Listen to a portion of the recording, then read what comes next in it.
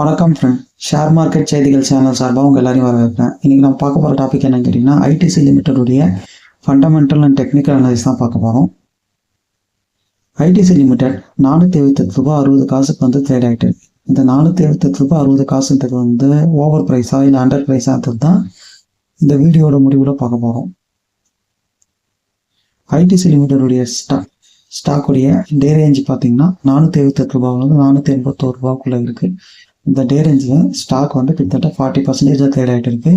So day ரேஞ்சில் பார்த்தீங்கன்னா இந்த ஸ்டாக் வந்து டவுன் ட்ரெண்டில் தான் 52 வீக் ரேஞ்சில் வந்து 400 528 வந்து ட்ரேட் ஆகிட்டு இருக்கு. 52 வீக் ரேஞ்சில் வந்து இந்த ஸ்டாக் வந்து 60% ட்ரேட் ஆகிட்டு இருக்கு. ஸோ 52 வீக் ரேஞ்சில் வந்து இந்த ஸ்டாக் வந்து அப் ட்ரெண்டில் தான் இருக்கு. ஆல் டைம் ரேஞ்சில் வந்து இந்த ஸ்டாக் வந்து 10 வந்து 528 வந்து ட்ரேட் ஆகிட்டு இருக்கு. ஆல் டைமில் வந்து இந்த ஸ்டாக் வந்து கிட்டத்தட்ட 90% வந்து ட்ரேட் ஆகிட்டு இருக்கு. ஸோ ஆல் டைம் ரேஞ்சில் வந்து இந்த ஸ்டாக் வந்து அப் ட்ரெண்டில் தான் இருக்கு. அப்புறம் அந்த ஸ்டாக்குடைய வால்யூம் பார்த்தீங்கன்னா இன்னைக்கு டேட் வால்யூம் வந்து 1,62 lakh வந்து வால்யூம் ட்ரேட் ஆகிருக்கு. 1,62 lakh வால்யூம்ன்றது வந்து ஒரு ஹையர் வால்யூம் தான். இந்த ஸ்டாக்குடைய வால்யூம் வந்து ரொம்ப நல்லாவே இருக்குன்றதை வந்து இதை காட்டுது. ஸோ இது ரொம்ப ஸ்டேபிளான ஸ்டாக்ன்றது அதை காட்டுது. அப்புறம் ஐடிசி ஸ்டாக்குடைய ஸ்வாட் அனலைஸ் தான் இங்கே பார்க்க போகிறோம். ஐடிசி ஸ்டாக்குடைய ஸ்வாட் அனலைஸில் வந்து ஃபஸ்ட்டு அதோடைய ஸ்ட்ரென்த்தை பார்க்கலாம். இந்த ஸ்டாக்குக்கு வந்து மொத்தம் 7 ஸ்ட்ரென்த்து கொடுத்துருக்காங்க. அந்த 7 ஸ்ட்ரென்த்து என்னென்னு பார்த்தீங்கன்னா, கம்பெனிக்கு வந்து டெப்ட் வந்து கம்மியாக இருக்குது, லோன் வந்து கம்மியாக இருக்குன்னு சொல்லியிருக்காங்க. ரெண்டாவது வந்து லாஸ்ட்டு 2 குவார்ட்டர், அதாவது கடந்த 2 குவார்ட்டராக வந்து இந்த ஸ்டாக்குடைய ரெவன்யூ இன்க்ரீஸ் ஆகிருக்குன்னு சொல்லியிருக்காங்க. இது வந்து ஒரு பாசிட்டிவான விஷயம். கம்பெனி வந்து நெட் கேஷ் ஃப்ளோ வந்து லாஸ்ட்டு 2 இயர்ஸாக வந்து இன்க்ரீஸ் ஆகிருக்குன்னு சொல்லியிருக்காங்க. ஆனுவல் நெட் ப்ராஃபிட் வந்து லாஸ்ட் 2 இயர்ஸாக இன்க்ரீஸ் ஆகிருக்கு. புக் வேல்யூ பர் ஷேர் வந்து லாஸ்ட் 2 இயர்ஸாக இன்க்ரீஸ் ஆகிருக்கு. கம்பெனியுடைய ப்ரொமோட்டர் பிளட்ஜ் வந்து கம்பெனிக்கு வந்து ப்ரொமோட்டர் பிளட்ஜே இல்லை அப்படின்னு சொல்லியிருக்காங்க. அதாவது கம்பெனி வந்து உங்களுடைய ஸ்டாக்கை வந்து எங்கேயுமே பிளட்ஜ் பண்ணி லோன் வாங்கணும்னு சொல்லியிருக்காங்க. இது வந்து ஒரு பாசிட்டிவான விஷயம் தான். அப்புறம் ஆர்எஸ்ஐ இண்டிகேட்டர் வந்து ஸ்டாக்குடைய ப்ரைஸ் வந்து ஸ்ட்ரென்த் ஆகுதுன்னு சொல்லுவாங்க. ஆர்எஸ்ஐ இண்டிகேட்டிங் வந்து ஸ்ட்ரென்த் ஆகுதுன்னா அந்த ஸ்டாக் வந்து அப்சன்ல போயிட்டு இருக்கு அப்படின்ற மாதிரி அர்த்தம். ஸோ அந்த மாதிரி விஷயம். இந்த ஸ்டாக்குடைய வீக்னஸ் பார்த்தீங்கன்னா ஒரே வீக்னஸ் தான் பார்த்துருக்காங்க. என்னன்னு கேட்டிங்கன்னா, ப்ராஃபிட் வந்து கடந்த 3 குவார்ட்டராக வந்து ப்ராஃபிட் குறைஞ்சிருக்குன்னு சொல்கிறாங்க. அப்புறம் இந்த ஸ்டாக்குடைய ஆப்பர்ச்சுனிட்டிஸ் பார்த்தீங்கன்னா, ப்ரோக்கர்ஸ் இந்த ஸ்டாக்குடைய ப்ரைஸை வந்து இன்க்ரீஸ் பண்ணியிருக்காங்க. அவங்களுடைய ரெக்கமெண்டேஷன் ப்ரைஸை வந்து இன்க்ரீஸ் பண்ணியிருக்காங்கன்னு சொல்கிறாங்க. அப்புறம் எஃப்ஐஐ வந்து இந்த ஸ்டாக்கில் வந்து அதிகமாக இன்வெஸ்ட்மெண்ட் பண்ணுறாங்க அப்படின்ற மாதிரி சொல்லியிருக்கு. இந்த ஸ்டாக்கு பார்த்தீங்கன்னா எந்த த்ரெட்டும் இல்லை. அப்புறம் இந்த ஸ்டாக்குடைய பிஇ ரேஷியோ பாருங்கள். ஸ்டாக்குடைய பிஇ ரேஷியோ வந்து 29 இருக்குது. ஸோ இந்த ஸ்டாக்குடைய செக்டார் பிஇ ரேஷியோ வந்து 29 இருக்குது. ஸோ இந்த ஸ்டாக்குடைய செக்டார் பிஇ ரேஷியோவில் தான் இந்த ஸ்டாக்குடைய பிஇ ரேஷியோ வந்து ட்ரேட் ஆகிட்டு இருக்கு. இது வந்து ஒரு நெகட்டிவான விஷயம்தான். அப்புறம் இந்த ஸ்டாக்குடைய ஹிஸ்டாரிக்கல் பிஇ ரேஷியோவில் லாஸ்ட் 5 இயர் பிஇ ரேஷியோவில் வந்து இந்த ஸ்டாக் வந்து இப்போ தான் இருக்கிறதுலே வந்து ஹையஸ்ட்டாக வந்து ட்ரேட் ஆகிட்டு இருக்கு. பிஇ ரேஷியோ எந்த அளவுக்கு வந்து ட்ரெண்டில் கம்மியாக இருக்கோ அந்த அளவுக்கு நல்லது. அதே பிஇ ரேஷியோ வந்து ட்ரெண்டில் வந்து ஹையாக இருக்குன்னா அது வந்து ஒரு நெகட்டிவான விஷயம் தான். அப்புறம் இந்த ஸ்டாக்குடைய 1 இயர் சார்ட் பாருங்கள்.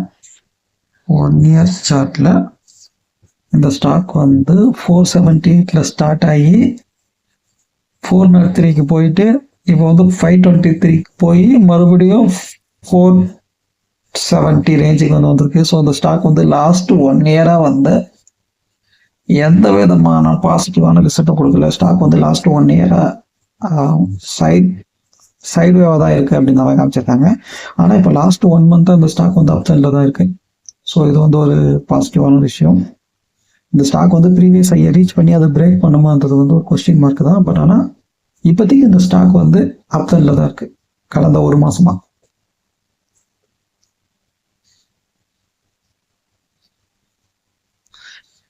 அதே தான் இங்கே ரிஃப்ளெக்ட் ஆகுது. லாஸ்ட் ஒன் வீக்காக வந்து 3% இருக்குது. 1 மந்த்தாக பாருங்கள் சைடு அதாவது சைட் ட்ரெண்டாக இருக்குது. லாஸ்ட் 3 மந்த் இந்த ஸ்டாக் வந்து நெகட்டிவ்ல இருக்குது. இயர் டு டேட் வந்து சைடு வேவாக இருக்குது. 1 இயர் ஸ்டாக் வந்து சைடு வேவாக இருக்குது. லாஸ்ட் 3 இயர்ஸுக்கு மட்டும் தான் ஸ்டாக் ரிட்டர்ன் கொடுத்துருக்கு. அதான் ஸ்டாக்கை பொறுத்த வரைக்கும் லாங் டேர்மில் நல்ல ரிசல்ட் கொடுத்துருக்கு. மீடியம் டேர்ம்லையும் சைடு வேவ்ல போயிட்டு இருக்கு.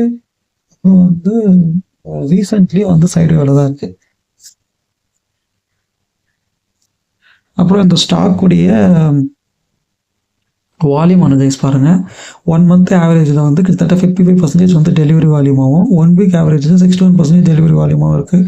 ஸோ இந்த ஸ்டாக்குடைய டெலிவரி வால்யூம் வந்து இன்க்ரீஸ் ஆகிட்டே வருது. ஒரு ஸ்டாக்கில் வந்து டெலிவரி வால்யூம் இன்க்ரீஸ் ஆகுதுன்னா அந்த ஸ்டாக் வந்து லாங் டேர்முக்கு வந்து நல்ல ரிசல்ட் கொடுக்கும் அப்படின்னு அதோடைய இன்வெஸ்டர்ஸ் நம்புகிறாங்கன்னு அர்த்தம்.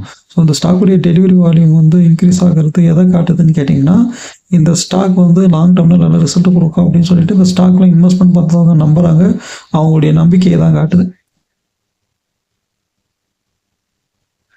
இந்த ஸ்டாக்குடைய கம்யூனிட்டி சென்டிமெண்ட் பாருங்கள். 100% பையனு கொடுத்துருக்காங்க. நான் பெரும்பாலும் பையனு கொடுத்தா தான் நியூட்ரலாக தான் எடுத்துப்பேன். செல்லுன்னு கொடுத்தா தான் நான் பெருசாக கன்சிடர் பண்ணுவேன். இது இதோடைய ஃபாரம். அப்புறம் இந்த ஸ்டாக்குடைய டார்கெட் ப்ரைஸ் பாருங்கள், 560 கொடுத்துருக்காங்க. டார்கெட் ப்ரைஸ் இவங்கெல்லாம் வந்து பெரிய பெரிய புரோக்கர். உங்களுடைய புரோக்கர்ஸ் வந்து 568, 540 அந்த மாதிரி 500க்கு மேலே தான் கொடுத்துருக்காங்க. இப்போ இந்த ஸ்டாக்குடைய கரண்ட் ப்ரைஸ் 478 இருக்குது. ஸோ 500க்கு மேலே தான் இந்த ஸ்டாக் வந்து ஒரு 20 ருபீஸுக்கு மேலே தான் வந்து எல்லாருமே இந்த ஸ்டாக்குக்கு வந்து ரேட்டிங் கொடுத்துருக்காங்க.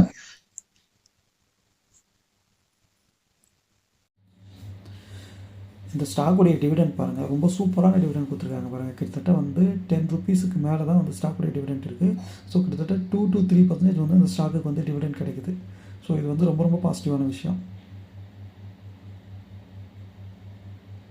அப்புறம் இந்த ஸ்டாக்குடைய ஃபினான்ஷியல் ஸ்டேட்மெண்ட் பாருங்கள். இந்த ஸ்டாக் வந்து பார்த்திங்கன்னா ஸ்டாக்குடைய ஃபினான்ஷியல் வந்து லாஸ்ட்டு 5 இயர்ஸ் ரெவன்யூ வந்து க்ரோ ஆகிட்டு இருக்கு.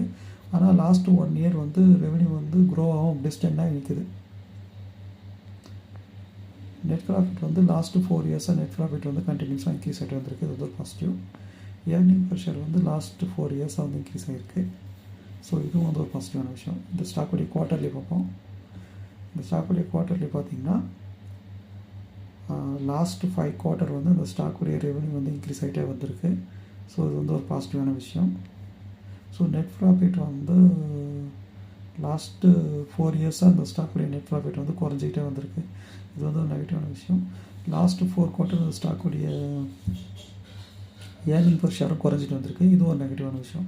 ஸோ அந்த ஸ்டாக் வந்து ப்ரீவியஸ் இயர் ஏர்னிங் பர் ஷேரை வந்து பீட் பண்ணுமான்னு சொல்லிட்டு பார்க்கலாம். அந்த ஸ்டாக் வந்து 2 குவார்ட்டர் கூடிய ஏர்னிங் பர் ஷேரை வந்து வெளியிட்டிருக்காங்க. ஒன்று வந்து ரெண்டுமே வந்து 4 rupees. So previous earning per share வந்து 16 ருபீஸ் இருக்குது. ஸோ இந்த ஸ்டாக் வந்து இதே லெவலில் வந்து தேடாச்சுன்னா கூட ப்ரீவியஸ் இயருடைய ஏர்னிங் பர் ஷேரை வந்து பிரேக் பண்ணுறதுக்கான சான்சஸ் வந்து கம்மி. அதை ஈக்குவல் பண்ணுறதுக்கான சான்சஸ் வந்து அதிகமாக இருக்குது.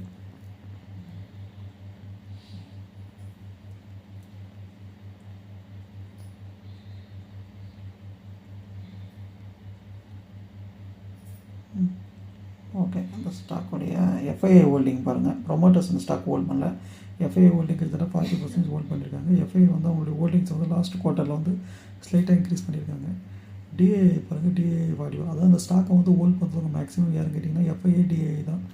எஃப்ஐஐ டிஏயில் வந்து ஒரு ஸ்டாக்கில் வந்து அதிகமாக இன்வெஸ்ட்மெண்ட் பண்ணுறாங்கன்னா அது வந்து ஃபண்டமெண்டலாக ரொம்ப ஸ்ட்ராங்கான ஸ்டாக் அப்படின்னு தான் அர்த்தம். நம்ம பார்த்த ஃபண்டமெண்டல் அனலைஸை பொறுத்த வரைக்கும், ஃபினான்ஷியல் அனலைஸை பொறுத்த வரைக்கும் இந்த ஸ்டாக் வந்து ஸ்ட்ராங்காக தான் இருக்குது. ஸோ இந்த ஸ்டாக் வந்து